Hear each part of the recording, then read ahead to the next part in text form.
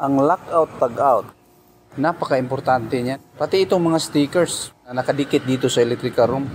Kailangan talaga authorized person lang ang makapasok nito. Pag bubuksan natin ang isang electrical room, minsan kasi may mga opening. Kung makikita mo, mga walang covers ang mga ibang panel board.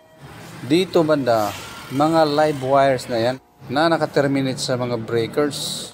Kaya kailangan talaga na dumaan ka muna sa mga trainings and seminars sa mga safety precaution kung baka dito ka madisgrasya.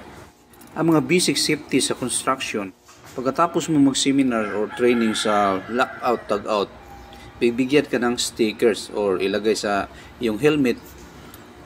Yun ang basihan ng mga inspectors or safety officers na authorized person ka na pwedeng pumasok sa isang danger zone or sa mga high voltage area.